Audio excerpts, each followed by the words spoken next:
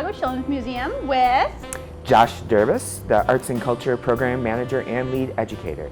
That's a fancy title. And we're going to be doing fancy things because today we're going to learn how to paint without paintbrushes. No paintbrushes. No paintbrushes. No paintbrushes allowed today. We're thinking outside the box. So, Josh. Yes.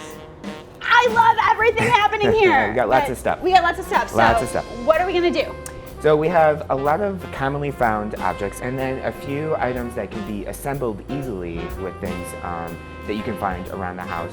And the idea about all of these things is to get your child to think outside the box and to use these things in a completely different way and get messy, of course. Paintbrushes are amazing. They're great, but they really don't last a long time, especially with little ones because they like pull the bristles and then water gets in there and they fall apart. And you know what? Like these are indestructible. Right, we've had these for a really long time. You throw them in a basin and rinse them off and then they're ready to go, or just allow them to get crusty.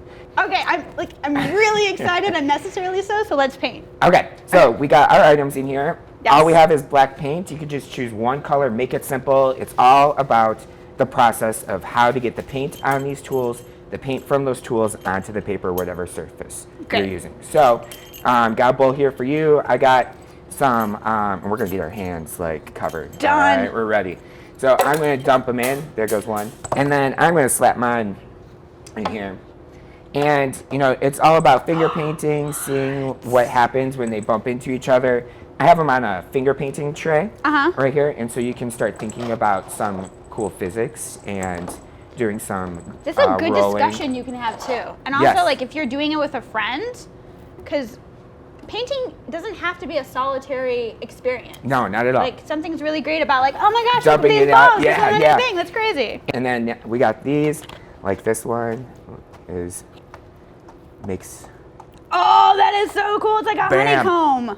And that's the other thing, is like, you can talk about science. Like, Exactly. what's a honeycomb? Oh man, Yeah. I'm so into this right now. Very So cool. I would say this is like our nice fine motor skill. Once you start picking things up, you can get into the gross motor realm.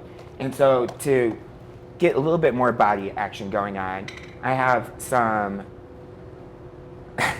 Clean plungers. clean. These were donated, freshly bought from the hardware store. Don't But use the really, ones you these know. were like $5 at the hardware store. And You can even get paintbrushes for $5. right, exactly.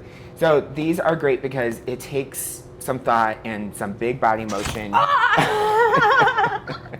to see what happens. And I mean, And that's great. Ah. Oh, there's action.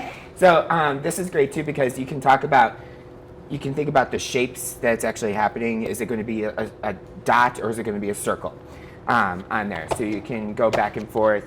And I mean, this right here is like so therapeutic, Right? As well. Hard day at And- work. Right.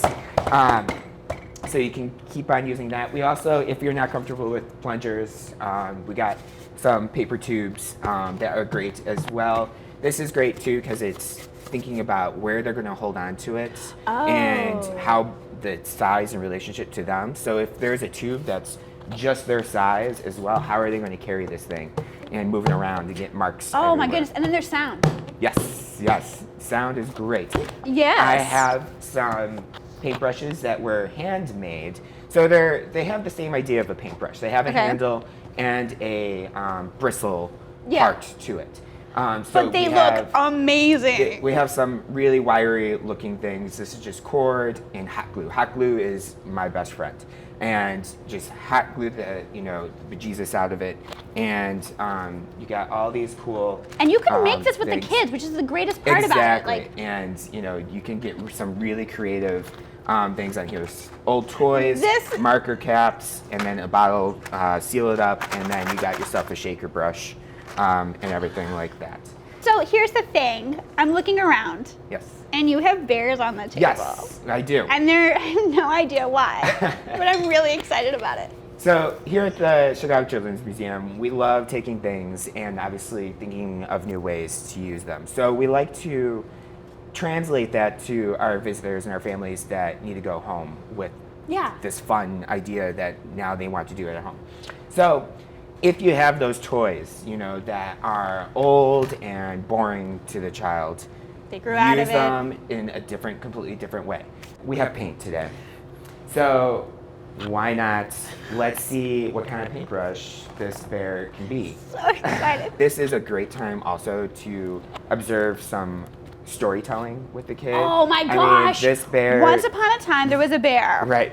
This bear going in and, you know, falling into paint and then like, Aww. you know. He walked through the forest. Right. Some footprints. Exactly. So, you know. This is like the greatest day ever. And then all of a sudden you might have like this bear turned into a panda instead. Oh or, you know, get in there and finger paint. And then this will always He's got red have... hand. If it was red paint, it would have been red Yeah, hand. this is... Sorry, my own tangent. But, you know, the kids won't probably see that. Just get No. some paints in there, you know, allow them to have fun with that.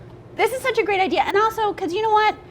This now has a brand new life. Exactly, right. And it you can use it over and transformed. over. I mean, this, I don't know about all the other toys. Throw this into the washing machine right? or something like that. See what happens. See what if happens. it is crusty and unusable after a while, it's done its fair share of its life. And it had a second life. Yes, exactly. It So experienced all things. use things up. What we also like to say here at the museum is use the entire buffalo, and we break love things it. down until they become completely the smallest little speck of it left, and then finally we can release it. Release it into the world. Well, thank you so much, because you know what? Painting with your fingers and bears and Yes. balls and not paintbrushes is no small matter.